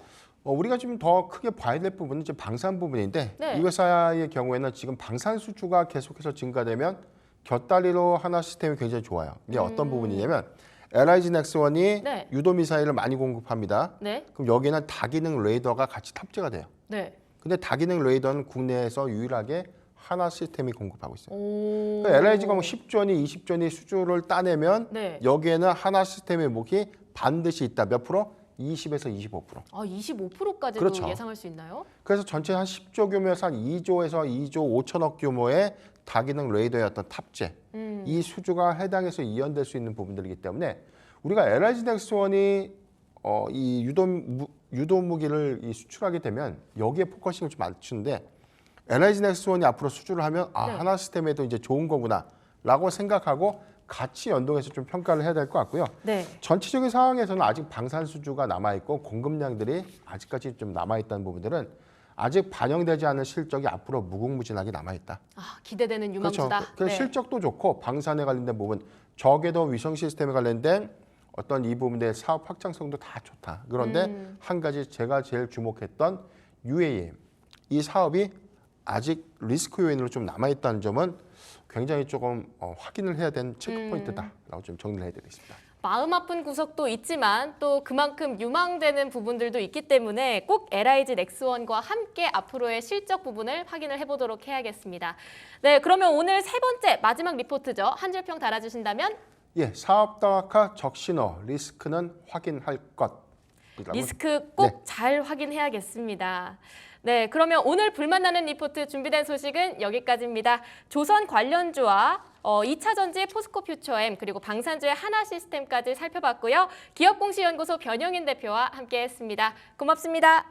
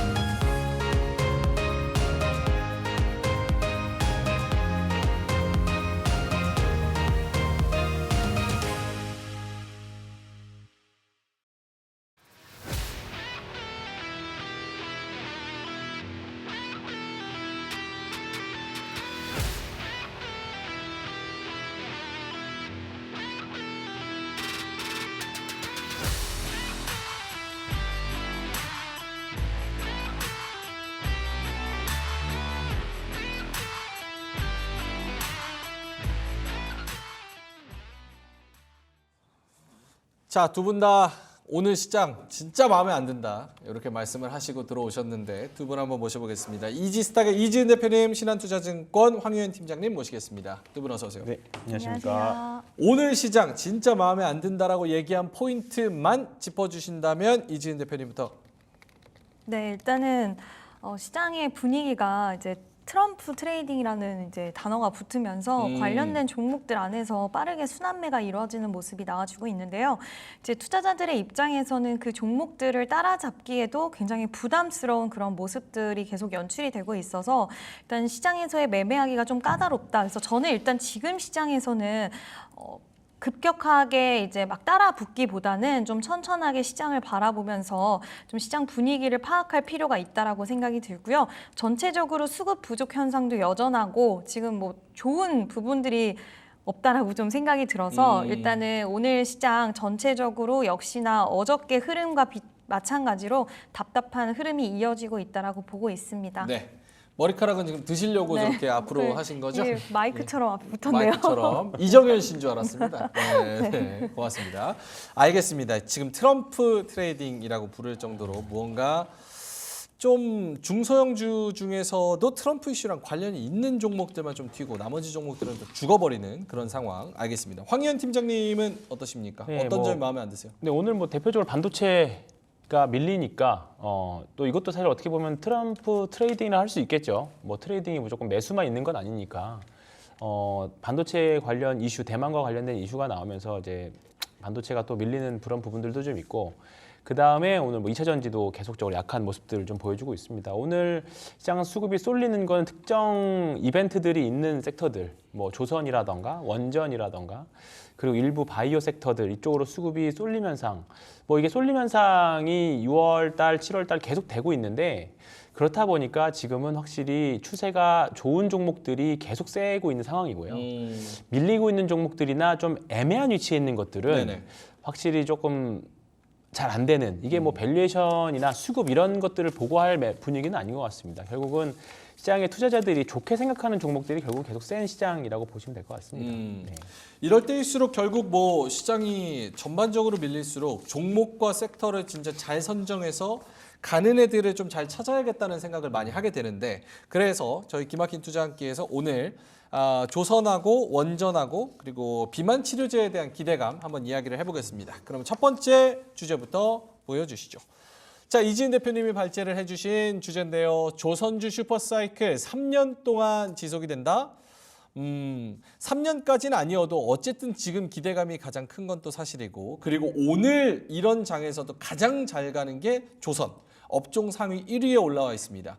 HD 현대마린솔루션이 14% 오르고요. STX중공업이 12%, 이외에도 하나엔진이 7%, HD 현대중공업과 한조해 요게 2%에서 4%까지 오르고 있습니다. 이진 대표님 조선에 대한 기대감, 장이 좋던 안 좋던 계속 간다라고 보시는 건지? 네, 일단은 간다라고 보고 있는데요. 일단 좀 장기적으로 좀 보실 필요가 있다라는 이야기도 좀 같이 드리고 싶은데 일단 삼성중공업, HD, 현대중공업 뭐 거의 대부분의 대형주 종목들이 단기적으로 굉장히 가파른 상승세가 나왔지만 우리가 주봉, 월봉으로 보면 아직까지는 바닥권에 위치해 있는 모습을 볼 수가 있기 때문에 이러한 것들을 봤을 땐 좀 장기적인 관점으로도 끌어가셔도 좋을 것 같고요. 좀 이제 자세하게 이야기를 드리면 이제 슈퍼사이클이라는 단어가 계속 좀 나오고 있는데 우리가 그동안 조선에 대해서는 좀 긍정적인 이야기들이 나온 지는 시간은 좀 됐어요. 그럼에도 불구하고 실적이 눈에 띄게 개선되지 않았는데 그 이유는 여러 가지가 있겠지만 그 안에는 인력에 대한 인건비가 이제 사람을 너무 긴급하게 축소를 하다 보니까 기본적으로 남아있는 사람들의 월급이 50%에서 60% 정도는 늘어났고 인건비에 대한 문제가 좀 대두가 됐었고요. 그리고 그동안 좀 발목을 잡았던 적자가 날 수 있는 조선의 수주 이러한 부분들이 있었는데 그 부분들이 이제 해소가 나오는 국면에 진입을 했습니다. 일단 저가 수주 같은 경우에는 지금 HD 한국조선해양은 올해부터는 이미 이제 수익이 나는 이런 배들을 이제 인도를 하고 있고요. 네. 지금 하나오션 같은 경우에도 올해는 그 물량을 적자에 대한 부분들 다 털어버린다. 적자 수주에 대한 부분들 올해가 마지막이다라고 얘기를 했고 삼성중공업 같은 경우에도 지난해에는 40% 정도가 적자 수주에 대한 부분이 매출 인식이 있었다라고 한다면 올해는 20%, 내년에는 5에서 10%까지 그 폭을 줄이겠다라고 이야기를 했기 때문에 가장 발목을 잡고 있었던 이런 적자 수주에 대한 부분들이 해소가 되었다라는 부분도 우리가 좀 주목해 봐야 될 만한 포인트라고 생각이 들고요. 다른 것보다도 이제 또 중국이 워낙 가격을 저렴하게 해서 수주를 가져갔던 부분이 컨테이너선이었는데 지금 컨테이너선 쪽에서도 수주가 시작이 되었습니다. 지금 HD 한국조선해양 쪽 자회사에서 지금 컨테이너선 수주 이슈가 나왔거든요. 네. 15일에 나왔는데 이제 앞으로 컨테이너선 쪽에서도 수주가 일어날 수 있다라는 부분들을 판단했을 때는 지금 우리나라가 강점을 갖고 있는 LNG선뿐만 아니라 컨테이너 쪽도 좀 기다려 볼 만하다라는 부분도 좀 투자해 볼 만한 포인트로 잡을 수가 있을 것 같고요. 전반적으로 우호적인 업황들이 이제 마련이 되고 있어서 그동안 중국이 너무 따라잡았기 때문에 이 부분에 대한 우려감도 있었긴 하지만 이 부분에 있어서는 결과론적으로 우리나라가 또 더욱더 친환경적인 선박들을 잘 만들어내고 있고 또 LNG선이라던가 이런 고부가 가치 선박에 대한 부분들은 확실히 우위를 점하고 있기 때문에 예. 거기다 컨테이너선까지 이제 우리나라가 수주를 가져간다라고 한다면 업황에 대해서는 우호적일 수 있고요. 또 트럼프 관련돼서도 중국의 관세를 굉장히 많이 지금 때리겠다 네. 얘기를 했는데 그 부분도 조선주 쪽에서는 우호적인 환경이 또 한 번 마련되는 부분이 있을 수 있기 때문에 전 조선 관련된 종목들은 좀 장기적인 관점으로 지속 좀 보셔도 좋다라는 의견 드리고 싶습니다. 알겠습니다. 수주 쌓여 있고 인력난 해결됐고 그리고 미중 갈등이 더 불거진다면 우리나라가 수혜를 입을 수 있는 또 하나의 업종이 조선이기 때문에 그 부분은 투자 포인트로 삼아야 된다. 알겠습니다. 황효연 팀장님도 저희가 그 방송 전에 회의할 때 조선 좋다라고 힘을 줘서 말씀을 또 해주셨어요. 이 말씀하신 포인트 외에 또 다른 게 있습니까? 뭐 좋은 말씀 다 하셔가지고요. 굳이 뭐 리스크 얘기하자면 중국과의 경쟁인데요. 중국과의 경쟁 뭐 앞으로도 계속 있을 겁니다. 이거는 뭐 비단 조선만의 문제는 아니고 대부분의 산업이 이제 조선과 많이 겹치고 있는 부분들이죠. 특히 대표적으로 화학 같은 부분들은 이제 조선한테 조금 사실 아니 중국한테 많이 좀 밀려 있는 상황이죠. 최근에 네. 화학주들이 안 좋은 이유들이 이제 그런 경향들이 매우 크다라고 생각하고요. 다만 조선에 있어서는 아직까지는 뭐 전 세계적으로 화학 뭐 중국 말고 대체제가 사실 많이 없는 상황이기도 하고요. 그리고 또 이제 고부가 가치 선박이라던가 여러 가지 측면에서는 중국을 압도할 수 있는 뭔가 그 지금 신조선가를 이끌고 있는 건 당연히 중국이긴 합니다만 다른 측면에서는 또 기술력이라던가 그런 측면에서는 한국에서 충분히 해볼 만한 상황입니다. 그러니까 지금 사실 올해 우리나라 수주 잔고를 보면 작년 대비해서 그렇게 엄청 높은 수준은 아니거든요. 이게 뭐냐면 결국은 돈 안 되는 산업 그 수준은 잘 받지 않고요. 되는 돈 좀 비싼 수익성이 높은 배만 받는다는 겁니다. 대표적으로 6월 초에 이제 하나오션에서 기사가 하나 난 게 있는데요.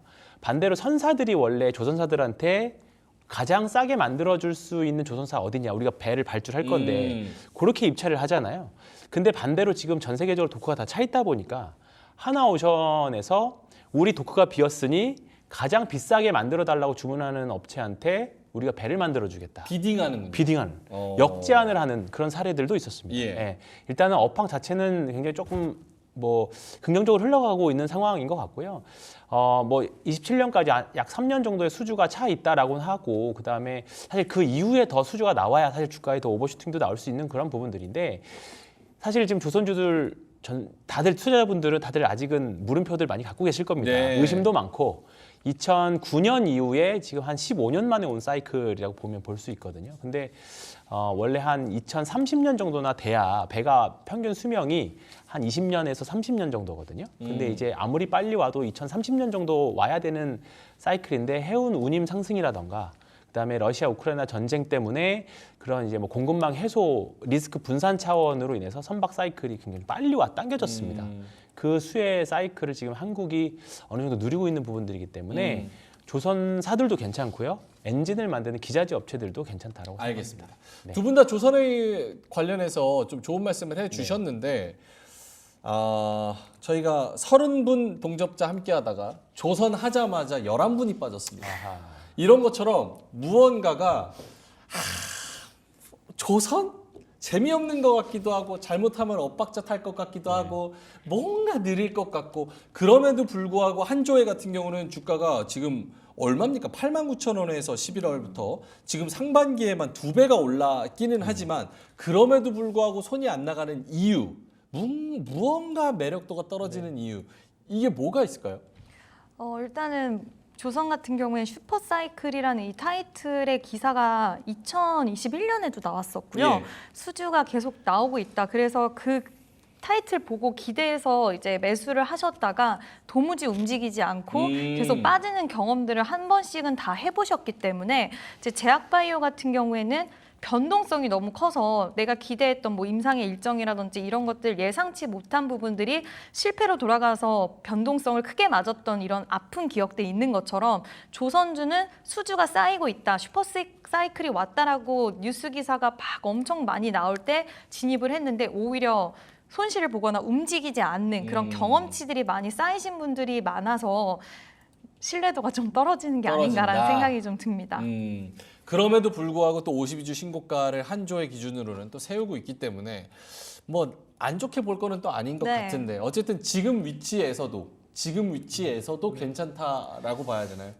지금은 저는 조금 기다리시면 좀 싸게 살 수 있는 기회는 있을 오, 것 같습니다. 그래요? 네, 충분히 좀 단기적으로 많이 좀 올라가기도 했고요. 지금 다른 섹터들이 워낙에 좀 가격 메리트가 발생한 종목들이 꽤 많이 생겼습니다. 또 지금 일단은 시장의 스타일 자체가 순환매를 큰 대전제로 지금 가고 있기 때문에 오늘 뭐 다른 이슈로 반도체가 빠지고 있긴 합니다만 분명히 또 이제 7월 말 실적 시즌 되면 또 실적을 보고 또 들어오는 플레이어들이 있을 겁니다. 그러면 지금 주도하는 섹터들이 또 상대적으로 좀 밀리겠죠. 예, 그렇게 되기 때문에 너무 급하게 사실 필요는 없을 것 같고요. 오늘 기자재들은 사실 조금 엔진류 빼고는 좀 약하거든요. 그렇기 때문에 일단은 대형주 위주로 일단은 플레이를 하시는 거를 권고를 좀 드리겠습니다. 오케이. 네. 지금 뭐 채팅창에서도 조선 방산 저랑 안 맞습니다. 불빠따님도 조선 방산 바이오 그닥 이렇게 말씀을 하셔서 개인 투자자들이 무언가가 이제 열심히 투자하기에는 좀 비중을 많이 싣기에는 배신의 경험도 좀 있고 그리고 카니님께서도 동성화인텍 주주인데 1년 넘게 가지고 있는데 신통치가 않다. 지금 동성화인텍은 주가 완전 따로 놀거든요. 네. 그런 의미에서 봤을 때는 15,000원에서 12,000원까지 또 내려왔었던 동성화인텍 이런 것들은 또 종목을 잘 골라야 된다는 그런 맹점도 있습니다. 알겠습니다. 이지은 대표님이 발제하셨으니까 종목 하나 받고 넘어가죠. 네, 일단은 저는 한화 엔진을 보고 있었는데요. 한화 네, 엔진. 오늘 이제 리포트가 나오면서 탄력이 좀 이미 좀 시세가 조금 나왔어요 오늘. 그래서 살짝 부담스럽지 않을까라고 생각은 하고 있는데 오늘 또 갭이 떠서 이 부분에 대해서는 좀 지켜보신 다음에 진입하시면 좋을 것 같은데요. 일단 1분기 때 어닝 서프라이즈 나왔는데 그때 이후로 주가 상승세가 굉장히 좀 두드러졌었는데 이제 2분기 때도 좀 실적 잘 나올 것 같아요. 그래서 조선 기자재 쪽이라던가 이쪽 관련된 종목들을 볼 때는 일단 저는 실적이 그래도 뒷받침되는 종목들 좀 위주로 보시는 게 좋다라고 생각이 들고 이번에 이제 STS 엔진과의 이런 부분들 이번에 같이 좀 합친다라는 이슈가 있으면서 노이즈가 발생하는 거 아니냐라는 부분도 있었는데 그 부분에 있어서는 또 정부 측에서 공정하게 경쟁할 수 있는 환경들을 만들어주는 이야기가 나왔기 때문에 그 부분에 대한 우려도 없을 것 같고요. 또 앞으로 일단 실적이 잘 나오는 부분에 있어서가 굉장히 중요하다라고 생각되는데 2분기 실적 기대감을 가지고 저는 추가 상승은 가능할 수 있을 거라고 보고 있지만 이런 종목군들은 살짝 부담스러울 수 있어요. 갭이 떠서 출발했기 때문에. 그래서 일단 좀 지켜보시다가 눌림이 나오면 그때는 매수해보는 전략도 괜찮지 않나라는 의견 드리고 싶습니다. 알겠습니다. 자, 조선 관련해서 기대감을 가져보자 종목은 한화 엔진을 주셨습니다. 자, 그러면은 조금 더 많은 기대감이 있는 두 번째 주제로 가보겠습니다. 보여주시죠. 원전 얘기해 볼게요. 체코 원전 우선 협상 대상자 선정 연기 기회 위기 물음표가 많이 붙은 것처럼 지금 베일 속에 쌓여 있습니다. 원래 17일 날 발표를 하는 거였는데 체코의 한 언론사에 따르면 26일로 미뤄졌다는 이야기도 있습니다. 하지만 어쨌든 원전에 대한 수주 이것도 좀 기대감이 계속 살아있는 상황이어서 체코 원전 황효연 팀장님이 발제를 하신 만큼 어떻게 보시는지도 궁금한데요. 네, 오늘 뭐 어제 주가도 그랬고 이제 오늘 대표적으로 이제 두산 에너빌리티 주가를 보면서 말씀드리는 건데요. 일단은 적절하게 기대감이 섞여 있는 주가 흐름을 보여주고 있습니다. 그러니까 원전 투자하시는 분들은 사실 오늘 만약에 발표가 오늘 난다면 결과에 따라서 정말 이제 원전 투자에 정말 분기 전환점이 될 수 있는 그런 날이기도 합니다. 아마 오늘을 기다렸던 분들 꽤 많을 거고요. 이번 원전 수주는 기존의 원전 수주랑은 완전히 다릅니다. 그러니까 기존에는 말 그대로 그냥 짓기만 하는 건설만 하는 거였는데 이번 원전은 어떻게 보면 하나의 플랫폼을 수출하는 거거든요. 팀코리아가 이제 완전히 설계부터 시작해서 나중에 사후 시스템까지 수출하는 거기 때문에 이렇게 된다라고 하면 이제 향후에 있을 뭐 중동이라던가 폴란드라던가 그쪽 수주에 대한 가능성도 높아지고요. 그리고 최근 2, 3년 동안 사실 원전에 대한 분위기가 굉장히 많이 바뀌었죠. 이게 정치적으로도 그렇고 전 세계적으로 사실 원전은 신재생 에너지에 들어가진 않았었습니다. 근데 작년 말부터 유럽에서 이제 원전을 이게 사실 전기가 부족하니까 원전을 억지로 신재생에 넣은 건지까지는 모르겠습니다만 우리가 이제 앞으로 살아가야 할 미래에서는 원전이 무조건적으로 필요하겠다. 그런 의견들이 많이 나오면서 유럽도 계속 이제 원전 확대 움직임을 좀 보여주고 있습니다. 그러니까 지금 서방 쪽, 그러니까 미국이나 미국이나 다른 유럽 국가들은 과거에 좀 사건 사고들이 있었잖아요. 대표적으로 86년도에 체르노빌 사건이 있었고 미국도 그 전에 70년 후반에 원전 사고들이 있다 보니까 그 위에 원전 기술이라던가 그다음에 이제 그런 원전을 새로 신규로 짓기 위한 제도적인 장치들이 굉장히 좀 빡빡해졌습니다. 그렇다 보니까 이제 공사 기간이 굉장히 많이 늘어졌죠. 네. 근데 이제 그 틈을 치고 들어온 게 러시아, 중국, 한국 이런 나라들이거든요. 근데 지금 전 세계적으로 원전을 지을 수 있는 나라가 이제 미국이랑 프랑스 포함해서 이렇게 총 5개국밖에 없습니다. 근데 이제 그 중에서 가장 그 공사 기간도 단축하고 또 상대적으로 저렴하게 만들 수 있는 나라가 이제 한국이 된 거죠. 그렇다 보니까 많은 나라들의 선택지가 되는 건데요.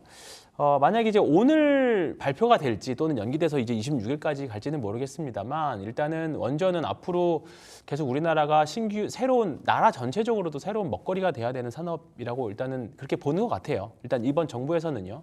전 세계적으로도 그런 흐름들 가져가고 있고 그 다음에 이제 그 샘 알트만도 그랬습니다. 2027년부터 AI 구동하기 위해서는 이제 SMR로 돌리겠다. 네. 소형 발전, 소형 원전으로 돌리겠다. 그런 이유가 있기 때문에 아마 계속적으로 원전에 대한 이슈는 오늘 발표와 상관없이 좀 계속 움직일 거라고 보고요.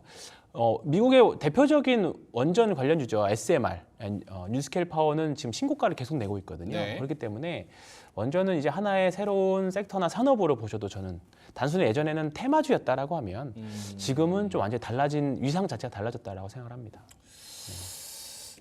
알겠습니다. 자, 그럼 이제 아니 왜냐면 결국은 이제 실적이 나와야 되는 부분인데 그렇죠. 네. 이게 사실 원전 짓고 실적이 찍히고 이러려면 사실은 우리가 황희연 팀장님 환갑 좀 되셔야지 진짜 실제로 실적돼서 뭐 대형 주고 뭐고 이런 약간 네.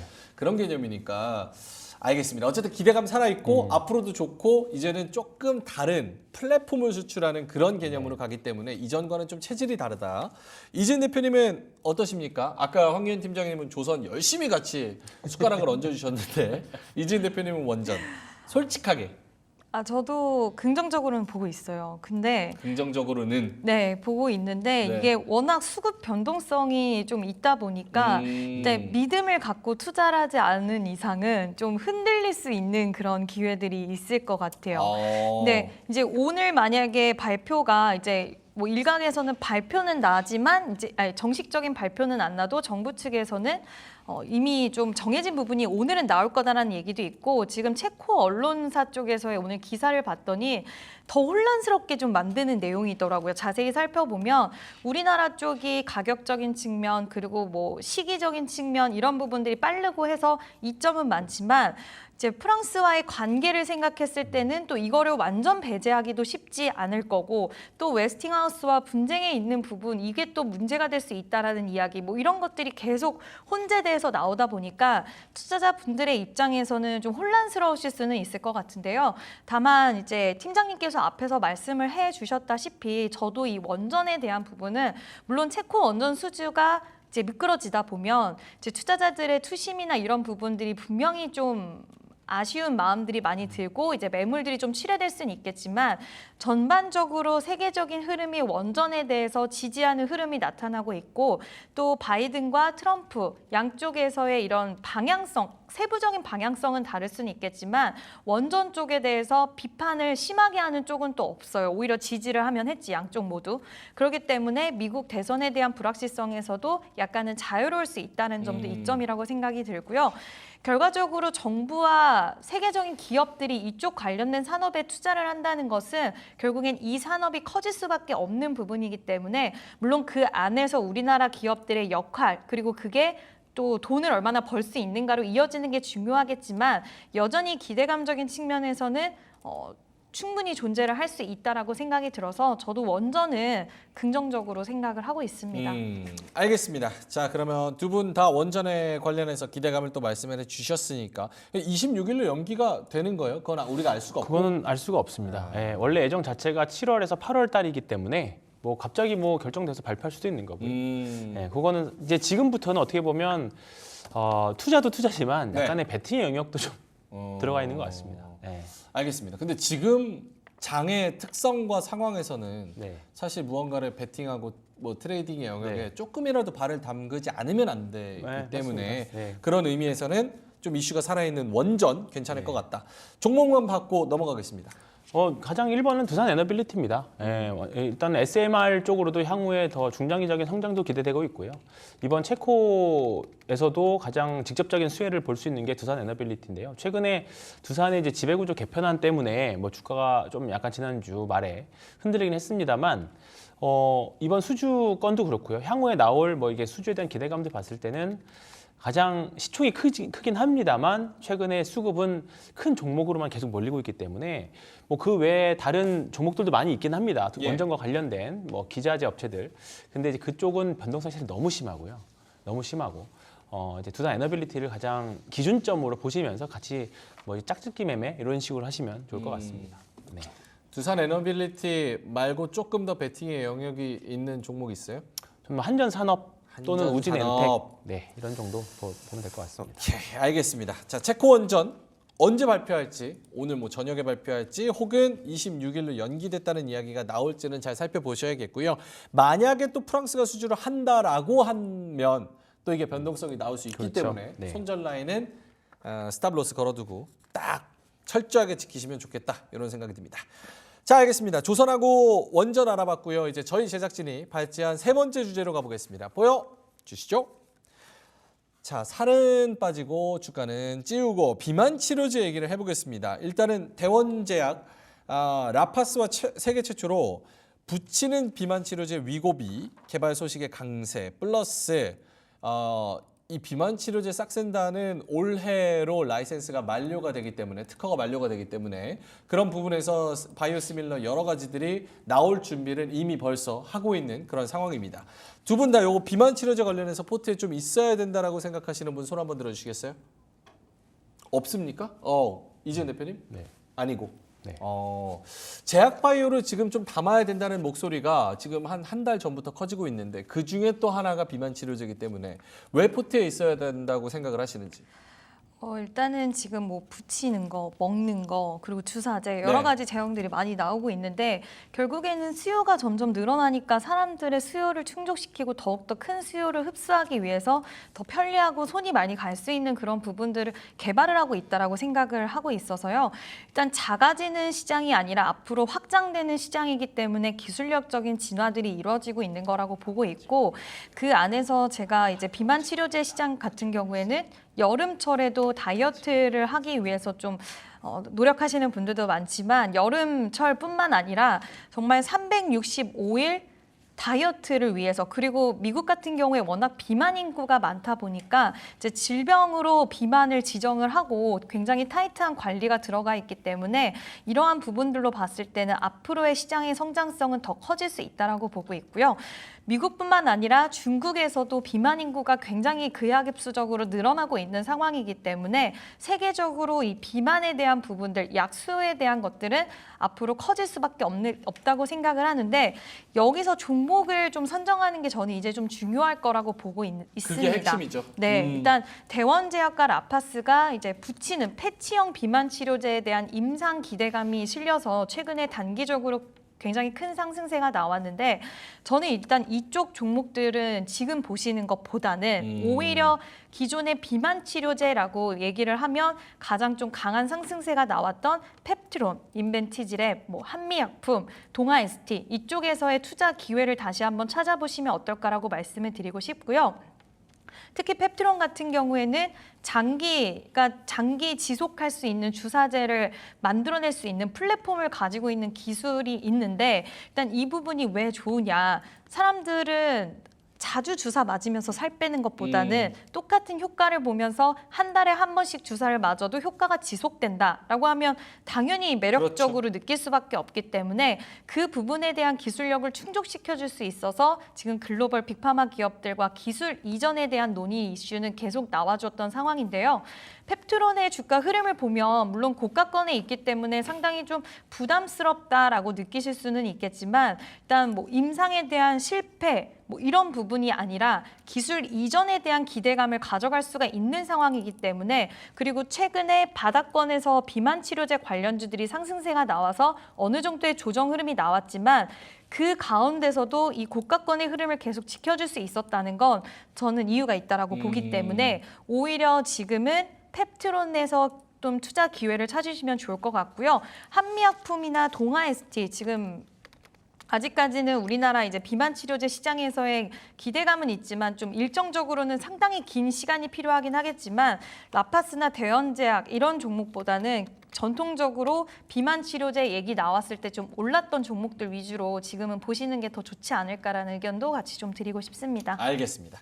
비만 치료제 뭐 열심히 말씀을 해 주셨지만 개인적으로 뭐 비만 치료제 사용에 있어서 와닿지는 않잖아요. 이재은 대표님이. 아니에요. 저는 고등학교 때 네. 비만 주사는 안 맞아봤지만 네. 이 먹는 거 먹어봤어요. 근데 부작용이 굉장히 심각해서 식욕 억제제. 네, 식욕 억제제. 그래서 비만 치료제 시장이 얼만큼 커질지에 대해서 좀 실감이 되는데 주변에 삭센다를 맞아본 친구들도 네네. 굉장히 많고요. 오. 그래서 굉장히 저는 비만 치료제 시장은 미용 쪽으로도 건강 쪽으로도 양쪽 모두 수요가 많을 그렇죠. 거라고 생각이 들어서 커질 뷰티에 수밖에 대한 없다고. 니즈, 건강에 네, 대한 니즈. 맞아요. 알겠습니다. 펩트론 뭐 종목까지 다 말씀을 해 주셔가지고 황희연 팀장님은 아까 손을 안 드셨는데 네. 저한테 따로 속닥속닥 질문을 하신 게 제약바이오가 포트에 있어야 된다는 거예요? 아니면 비만 치료제가 포트에 있어야 된다는 거예요? 두 개가 다릅니까? 좀 다르죠. 네, 많이 다르다고 봅니다. 일단은 지금 시장 어쨌든 최근에 주도해왔던 거는 비만 치료제겠죠. 뭐 사실 실적이라기보다는 사실 기대감으로 많이 올라갔던 종목들이 지금 대부분이고요. 아직 그것에 대한 것보다는 사실 미국의 대장주 사실 미국의 일라이릴리잖아요. 사실 그 종목 보면 사실 우리나라 이런 종목들 상관없이 엄청나게 많이 올랐고. 근데 이제 전체적인 제약 바이오를 본다라고 하면 사실 뭐 비만 치료제 말고도 할 것은 더 많이 있다라고 봅니다. 그래서 일단은 비만 치료제만 놓고 본다라고 하면 대표님이 의미 있는 말씀하셨는데 저 사실 좀 비만 치료제 나온다고 하더라도 저는 좀 무섭습니다. 네. 아니, 왜냐하면 그게 사실 뭐 부작용이라던가 이런 부분들이 있긴 한데 아까 뭐 식욕 감퇴 이런 말씀하셨잖아요. 이게 사실 약간 그 인간의 그 뭔가 하나를 뭐 빼는 거기 때문에 저는 뭔가 우울증이라던가 우리가 생각지 못한 아니, 무언가가 FDA에서 괜찮다는데 왜 그래도 우울증까지? 네, 그래도 저는 뭐 운동을 많이 해서 그런지 몰라도 뭐 일단 주가가 올라가는 거 올라가는 대로 대응하겠습니다만 네네. 일단은 저는 나와보고 나와보고 그다음에 반응을 봐도 저는 늦지 않다. 주가는 이미 뭐 그 이슈로 네. 펩트론부터 시작해서 뭐 삼천당자까지 뭐 다 어쨌든 많이 올랐잖아요. 지금 예, 관련주도 예. 굉장히 많이 있고 사실 GLP-1 이야기만 붙은 종목들만 사실 지금 최근에 많이 셌었기 때문에 이 부분은 지금은 투자라기보다는 트레이드의 영역으로 남겨놓는 게 좋을 것 같고요. 저는 조금은 더 좋은 바이오에 집중하자. 제약바이오 중에서 그러면 비만 치료제가 좀 무섭다라고 네. 말씀하시면 다른 세부 섹터는 뭐가 있습니까? 뭐 폐암도 결국은 있고 신약이겠죠. 예, 신약 암과 개발. 관련된 신약들이고요. 그러니까 뭐 최근에 이제 우리나라의 삼성 바이오로직스부터 시작해서 이제 대형주들이 바닥에서 이제 큰 거래량들을 일으키면서 바이넥스도 그렇고요. 이제 제조하는 업체들, 시밀러 업체들도 이제 올라오기 시작했습니다. 결국은 9월달에 금리 인하 보면 가장 심리적으로 가장 큰 영향을 미칠 수 있는 게 바이오 sek터이기 때문에 저는 바이오 섹터는 일단 무조건 있어야 된다 생각합니다. 그래요? 그런데 그게 뭐 비만 치료제가 될 수도 있고요. 자기와 맞는 종목들이 분명히 있을 겁니다. 비만 치료제가 될 수도 있는 거고 신약과 관련된 내용 종목들도 있을 거기 때문에 지금 바이오 일단은 한번 1차 상승이 대부분 나온 것 같아요. 그리고 좀 이제 뭐 알테오젠도 지금 최근 며칠 동안 계속 옆으로 횡보하고 있는 구간이기도 하고 뭐 리가켄 바이오라던가 한올바이오 파마들도 이제 다시 조금 시세를 만들어내는 뭐 에비엘 바이오도 뭐 시세를 만들어내는 구간들이 좀 있기 때문에 일단은 전반적인 바이오 섹터 자체 비만약 포함해서 관심 가지고 보시는 건 좋을 것 같습니다. 제가 뭐 비만약 치료 이렇게 말씀드렸다고 해서 뭐 안 할 건 절대 아니고요. 제가 생각하는 매매 타점들이 온다라고 하면 뭐 과감하게 또 말씀드릴 겁니다. 오케이. 네. 아무리 좋은 주식이어도 어디서 사고 어디서 파느냐에 대한 문제이기 그렇죠. 때문에 네. 그런 부분을 잘 생각해서 제약바이오는 꼭 있어야 된다. 근데 그게 비만 치료제일지는 모르겠다라는 쪽으로 정리를 하셨고 이지은 대표님은 그래도 기대감 좀 살아있다. 알겠습니다. 자 그러면 이렇게 세 가지 이야기를 해봤고요. 첫 번째는 조선주, 두 번째는 원전, 세 번째는 비만 치료제. 아무래도 금리 인하에 대한 이야기가 계속 나오면 나오면서 제약바이오에 대한 기대감은 더 커져가고 오늘도 역시 시장이 빠짐에도 불구하고 제약바이오 잘 가는 종목들은 또 잘 가기 때문에 시장을 좀 버텨줄 수 있는 종목으로 제약바이오를 잘 선정했으면 좋겠다 이런 생각이 드네요. 자, 알겠습니다. 그러면은 이제 슬슬 마무리를 해야 되는데 시간이 꽤 많이 남아가지고 여유롭게 두 분의 오후장 공략주를 한번 들어보겠습니다. 요 종목들 이야기하면서 오후장에도 괜찮을 것 같고 다음 주까지도 쭉 노려볼 수 있을 그런 두 종목인데요. 황유현 팀장님은 LS 일렉트릭 그리고 이지은 대표님은 대덕전자, 덕이 많은 대덕전자죠. 이렇게 두 종목을 가져오셨습니다. 이지은 대표님 먼저 들어볼까요? 대덕전자 사실은 반도체만 너무 많이 보지 말고 이렇게 곁다리로 같이 가는 그런 종목들도 같이 보자 이런 이야기들도 많이 나오고 있는데 대덕전자 투자 포인트 뭡니까? 네, 일단은 그동안 정말 많이 빠졌고요. 지금 바닥권에서 일단 최근에 좀 거래량이 실리면서 상승세가 강하게 나와줬는데 단기적으로 다시 한번 조정이 나와줬기 때문에 오히려 좀 더 투자 매력도가 있다라고 생각을 하고 있습니다. 일단은 모멘텀에 대해서 좀 이야기를 드리면 일단 2분기에 실적이 좀 긍정적으로 나올 수 있다라는 전망치가 나와주고 있는데 일단 이 회사 같은 경우에 그동안은 업황에 대한 회복이 굉장히 좀 더디고 업황 회복이 도무지 되지 않았어요.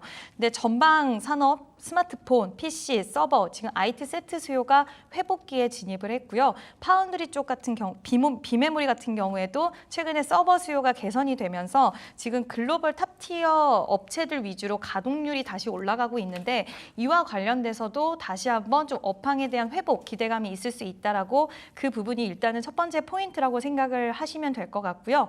지금 전반적으로 이제 AI 관련돼서 모멘텀을 가지고 있어야지 지금 당장에는 좀 부진하더라도 향후의 먹거리로서 좀 시장에서는 받아들일 수 있는 부분이 있는데 AI 가속기랑 MLB 수주에 대한 기대감도 좀 같이 실려 있는데요. 일단 그동안은 고객사가 수주를 하고, 그러니까 좀 계약하고 싶다 얘기를 해도 물량에 대한 소화할 수 있는 능력이 좀 부족해서 그 부분이 아쉬움이 좀 따랐었는데 최근에 증설에 대한 이야기도 좀 나오고 있는 상황이기 때문에 향후 추가적인 수주에 대한 부분들도 포인트가 될 수 있겠다, 기대해볼 만하다라는 이야기도 같이 좀 드릴 수 있을 것 같고요. 일단은 결국에는 업황이 회복이 돼야 되는 부분들이 가장 중요한데 지금 1분기 후반을 기점으로 해서 업황 회복의 기미가 점진적으로 보여주고 있기 때문에 이 업황 회복에 대한 키워드로 2분기 실적도 잘 나오고 2분기 실적 기점으로 하반기 연속적으로 좀 실적들이 뒷받침된다라고 한다면 2025년까지도 계속 오히려 바닥을 찍고 올라갈 수 있는 영역권으로 좀 들어갈 수 있겠다라고 생각해 주시면 될 것 같고요. 주가적인 수준으로 봤을 때도 그동안 바닥을 굉장히 좀 긴 시간 동안에 작년 하반기부터 계속 다져왔기 때문에 오히려 매물적인 부분들도 소화가 어느 정도는 되었을 거라고 판단하에 2분기 실적 기점 이후에는 추가적으로 우상향할 수 있는 흐름 만들어지지 않을까라고 생각을 하고 있습니다. 알겠습니다. 대덕전자 투자 포인트를 잘 말씀을 해주셨고요. 가격 전략 들어본다면 목표가를 많이 궁금해하실 것 같은데. 네, 일단은 느려요. 좀 느려서 답답하실 수는 있겠지만 채팅창에 대덕전자 너무 무거워서 비만 치료제는 얘가 먹어야 된다 이런 얘기가 있습니다. 같이 좀 그랬으면 좋겠는데 네. 일단은 25,000원 부근에 저항대가 있는데 이 저항을 돌파를 해준다라고 한다면 저는 충분히 실적 기반 베이스로 28,000원까지는 중기적으로 좀 진입할 수 있다라고 보고 있고요. 손절선도 이런 종목 같은 경우에 또 한 번 빠지기 시작하면 약간 묶여서 답답해질 수 있기 때문에 손절선도 좀 타이트하게 잡고 가시는 게 좋을 것 같아요. 일단은 손절선은 21선을 살짝 이탈한 가격대인 21,000원으로 제시를 해드리도록 하겠습니다. 알겠습니다. 목표가 28,000원 그리고 손절가는 21,000원 잡아주셨고요. 미국버거님이 대더가 가라 이렇게 말씀하신 만큼 오후에 갈 수 있을지 그리고 다음 주까지 좀 좋은 흐름 가져갈지 지켜보도록 하겠습니다. 자, 황희연 팀장님의 오후장 종목으로 가는데 LS 일렉트릭 가지고 오셨습니다.